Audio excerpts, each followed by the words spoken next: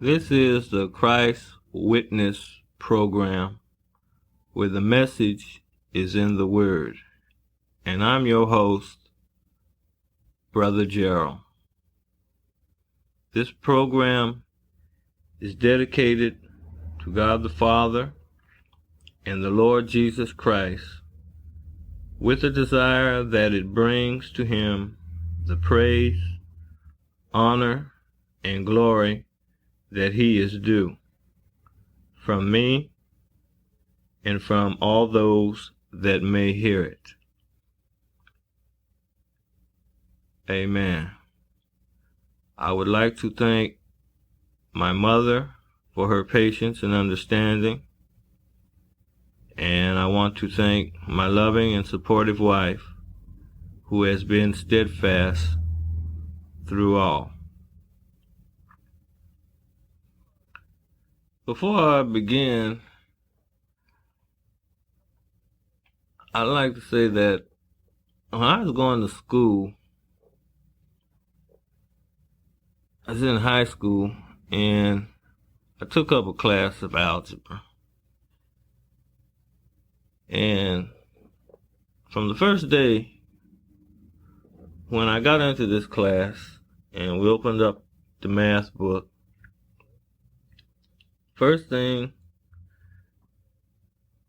that we were taught then, I don't know how they teach it now, first thing we were taught was that there were a set of rules that algebra abided by, and that we had to remember these rules,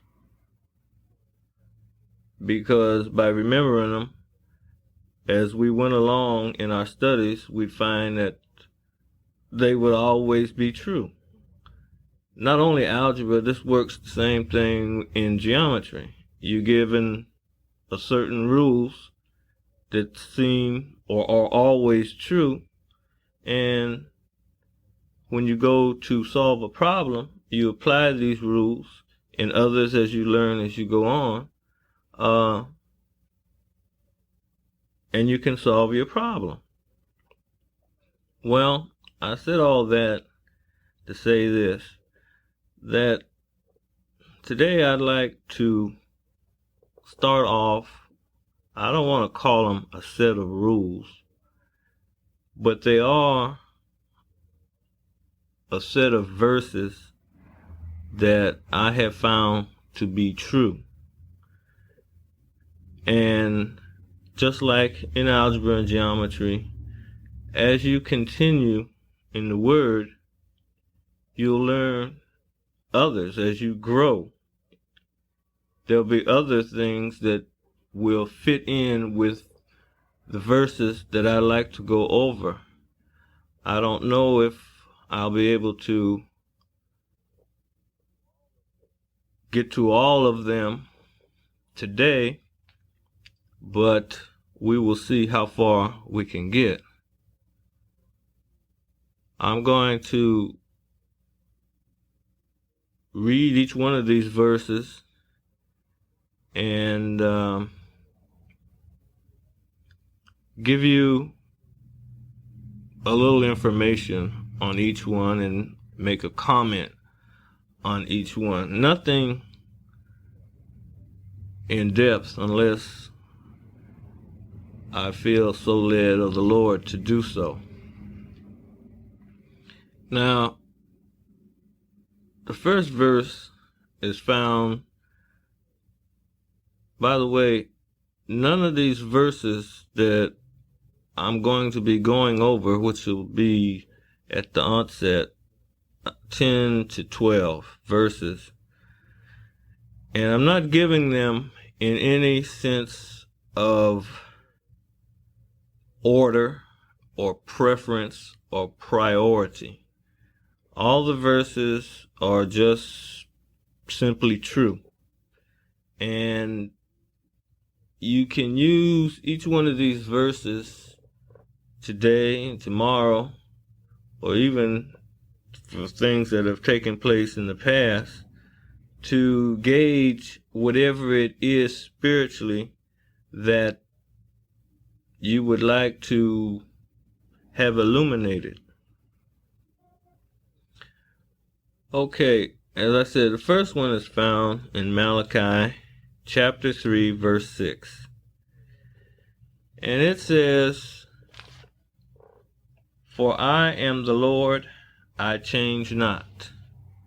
Now that is the meat of the verse that I want to get across. The other part says, "Therefore ye sons of Jacob are not consumed." Now that verse right there gives you a classic example of just what the Lord is, who he is. He doesn't change in his nature, in his form, or in his quality. He doesn't change in his self, in his word, or in his purpose. And the Lord doesn't change for simply one reason, as he stated it, because I am the Lord. I change not. And as the second half of that verse expresses, the reason why Jacob, which happens to be the Jews, aren't consumed is because he doesn't change. He has a plan, a purpose for them, and in spite of all that they have done, all that they've been through, they're not consumed. Even to this day, even through all that they've been through, they're not consumed because of the Lord.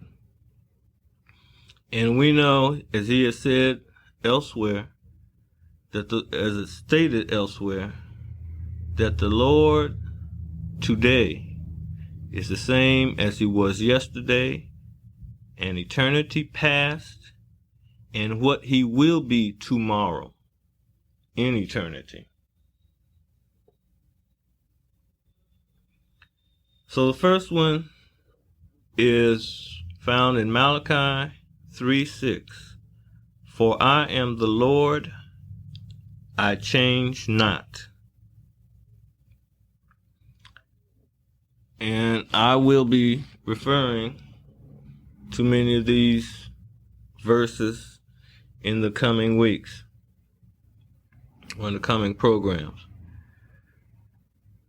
The next one I would like for us to look at is found in Jeremiah chapter 9, verse 24.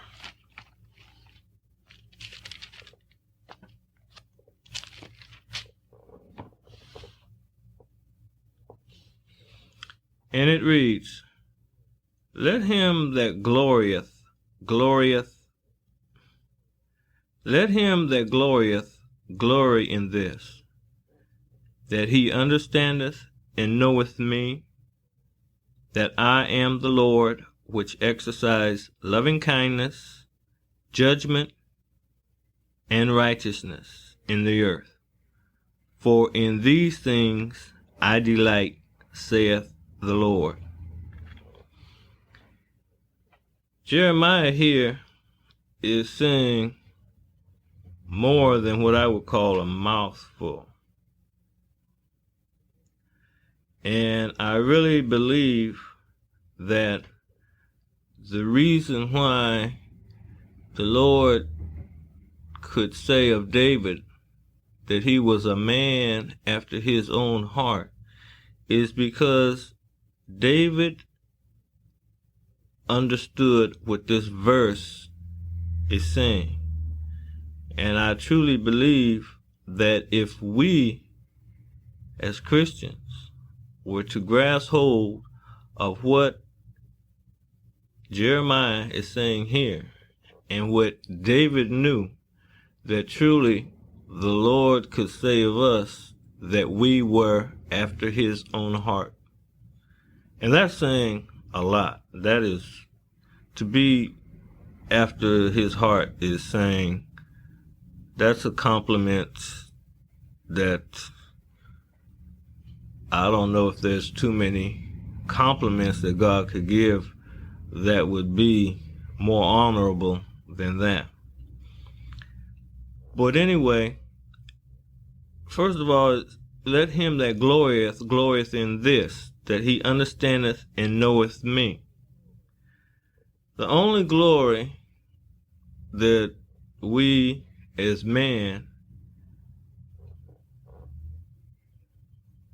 that is acceptable to God is the glory that we will show in knowing and understanding him. The secret to knowing and understanding him is knowing that he delights in exercising loving kindness, judgment, and righteousness in all the earth. And in all the earth includes each one of us. It's very important to know the meaning originally of some of the words in this particular verse. To glory and glorieth, it means to shine or to be clear. Hence, to make a show, boast, or celebrate. Now, originally, this meant of sound, but usually of color. I'm not going to go into it right now, but this has a lot, this glory business is something that the Lord is very serious about.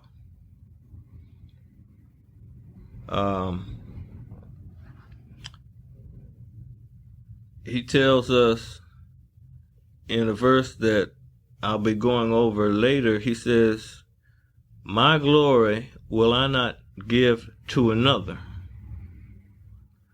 And by reading that, you can begin to understand why some of the problems that we have in the world, or the world and the earth have had in the past, is due because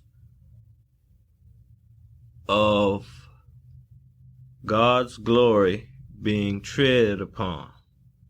And that he's not going to have. But remember, glorious and glory in this sense means to be clear and to shine.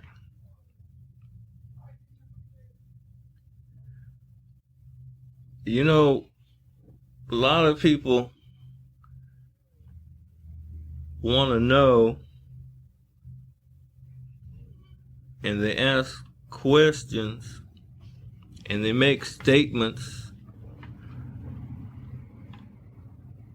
concerning God about, oh, if only they knew this, and if only this, and only that. And oftentimes, the scripture plainly states it to us, but somehow it goes over our head. Now here it is. If you want to know something about God, he's telling you right here. If you want to make him happy, do this.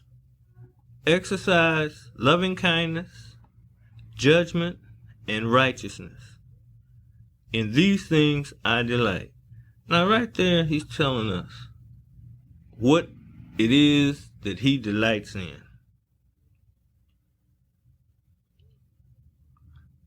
The word delight means to incline to. Literally, but rarely it means to bend. And figuratively, it means to be pleased with. Now you can see right there before us, he's telling us that loving kindness, judgment, and righteousness are something that he is inclined to. And like I said, David, not only David, but I believe Enoch was the same way. I'm not going to say they stumbled upon this secret, but somehow in their walk and in their association with the Lord, this just dawned on them that, hey, the Lord is one that loves loving kindness, judgment, and righteousness. And he's pleased with it. Let me do that, and he ought to be pleased with me, which most assuredly he will. I have another verse marked down here in Exodus.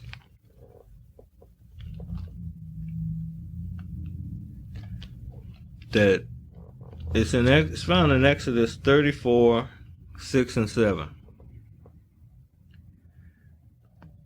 And it reads, "And the Lord passed before him and proclaimed, the Lord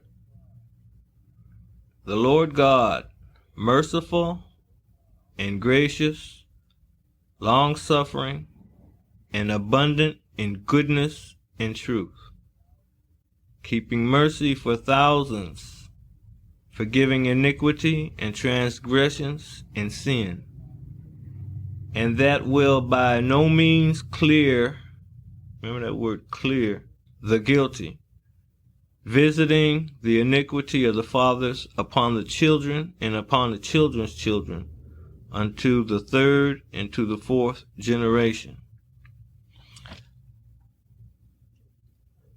I really didn't have to read all of verse 7, but the point is clear. It says, "The Lord God, merciful, gracious, long-suffering, abundant in goodness and truth, and keeping mercy." Now see, and as you go through Scripture, you're going to find from Genesis to Revelation that all of this remains true about him. Just like the verse I just read, we just went over. The Lord does not change. In Exodus, in Genesis, in Matthew, in Romans, in Colossians, Revelation, it's the same Lord. The one that is merciful, that is gracious, that's long-suffering, and abundant in goodness and truth. So you see, if you know what it is that he delights in, it's a simple matter, technically, to just do and be and follow along the lines that he follows.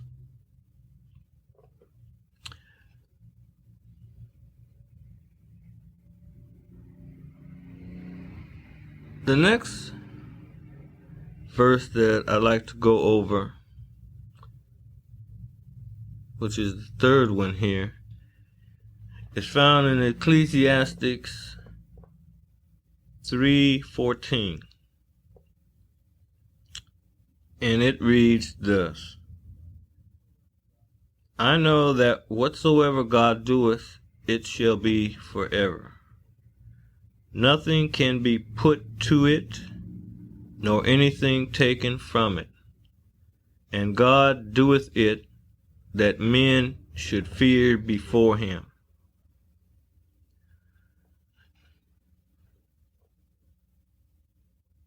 I know that whatsoever God doeth, it shall be forever.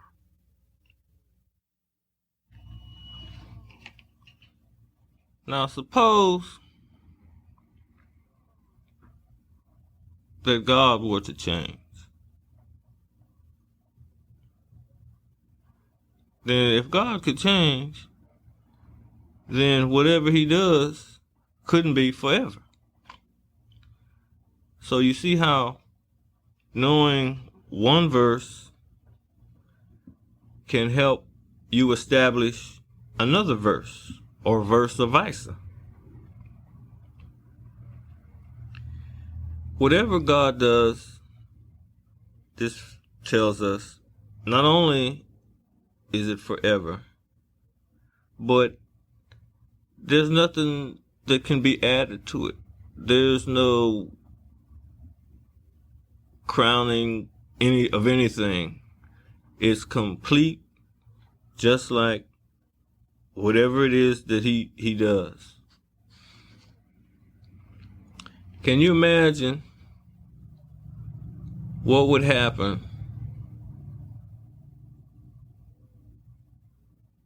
if the God were, suppose he did something to the sun, let's just say, what chaos that it would bring into the world? Well, there was some chaos brought upon the earth at one time, which Lord will study, but the chaos was not brought about by him. Chaos was brought about because of other things. Anyway, we get from him not changing to whatever he does is being forever. It should give you a sense of security, give you a sense of assurance. Now, when you look at this, I want you to keep in mind it says, whatsoever. In other words, whatever it is that he doeth, it shall be forever. Point being is whatever that God does, not what I do or what you do, but what he does, you can take it to the bank because it's forever. And nothing's going to change. Nothing can be put to it or taken from it. What you see is what you get, because he does it. That's like where he says, I change not.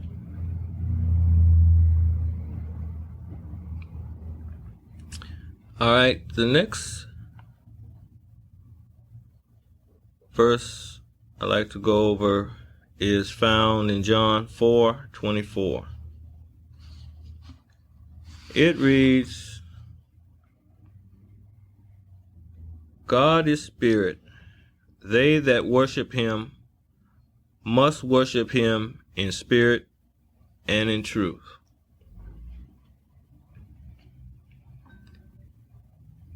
Now, this is rather straightforward and plain.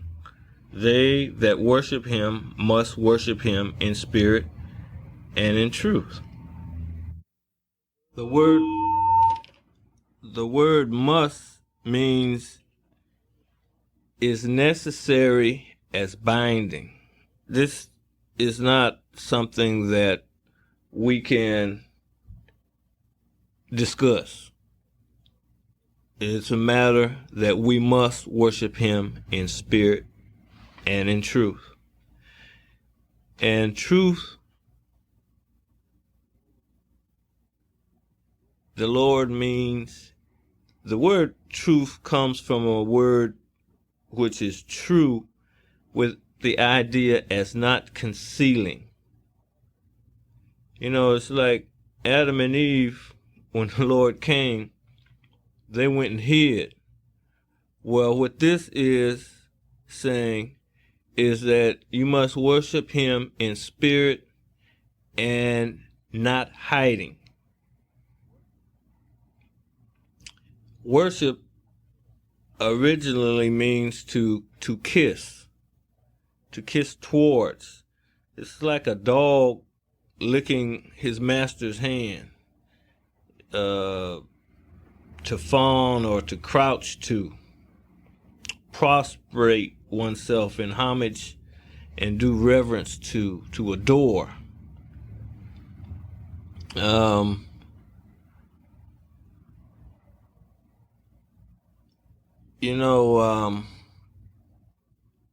word, like I said, means, the word worship means to kiss.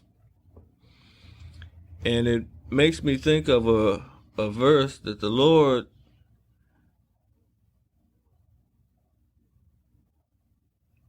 was telling the Pharisees, and he was telling them that you worship who you know not what. And it struck me sort of humorous, because if you took the real meaning of what worship means, it would sound like this: the Lord telling them, you kiss you know not what. So the idea is that it's a matter of us worshiping him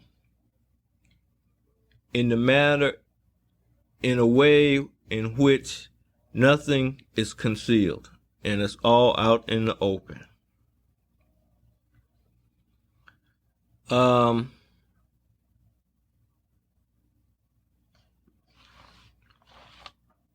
The next verse I like to go over is found in Deuteronomy 32:35. And I'll just read the first part of it. And it's the part that I'm concerned with. It says, to me belongeth vengeance and recompense. Vengeance meaning to grudge. In other words, the Lord says, the grudge belongs to him. If you got something with a grudge with anybody, the grudge belongs to me. Let me take care of it. I will repay, which the word recompense means. And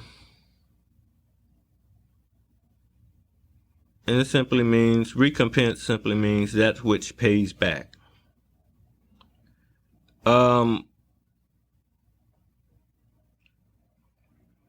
This may seem like a small thing, but if you have ever been wronged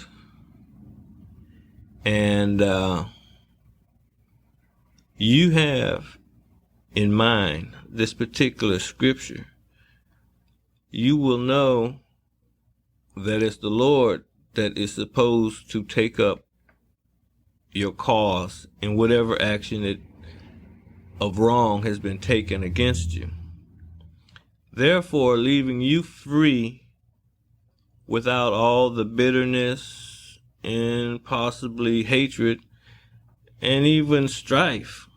As we pick up our papers daily, we can see that, matter of fact, we have a big one over there in the Gulf even today. But vengeance belongs to him. He will repay.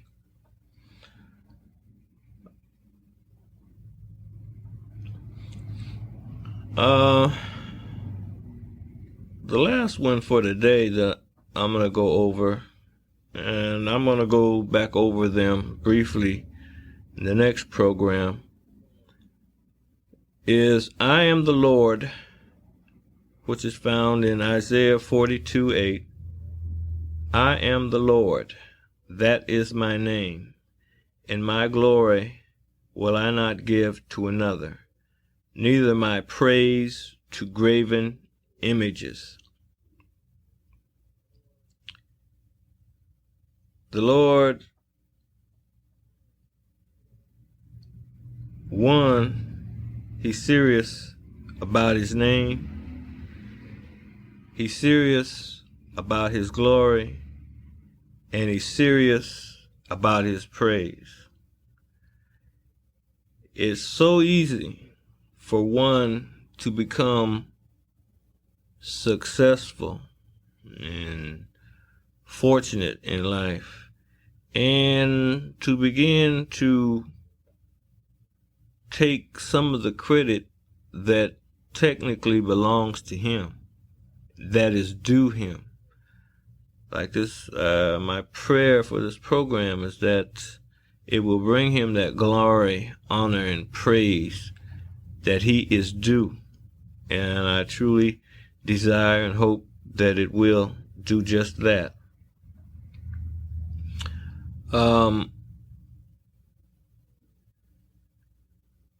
I don't know, remember if I stated it before, but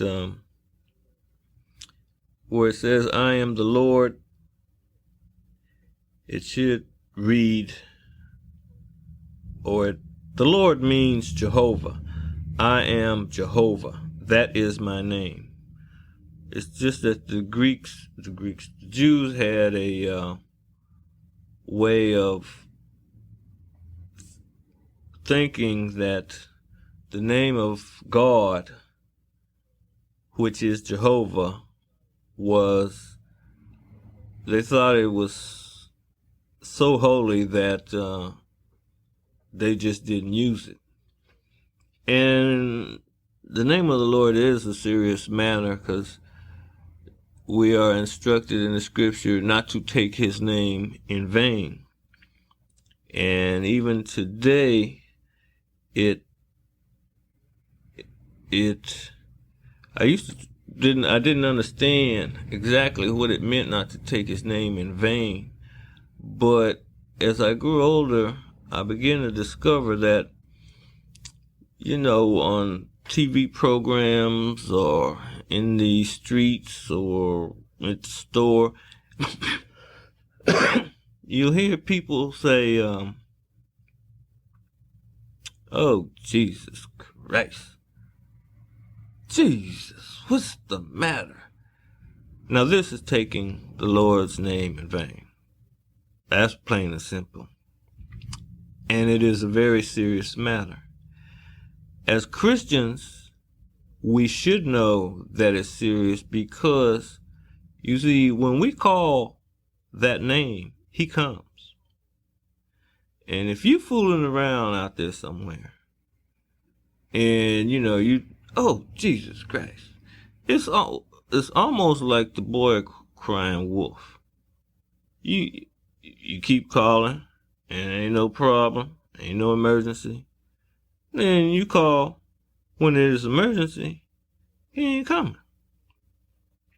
So that's why the name of the Lord is a very serious matter.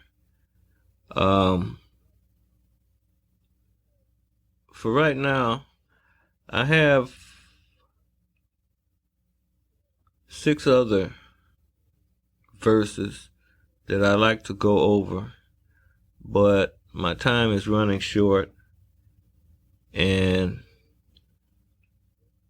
we will go over the rest of them the next time. So this is Brother Gerald signing off in prayer that what has been aired will be of some value and benefit to you and to the Lord Jesus Christ. Amen.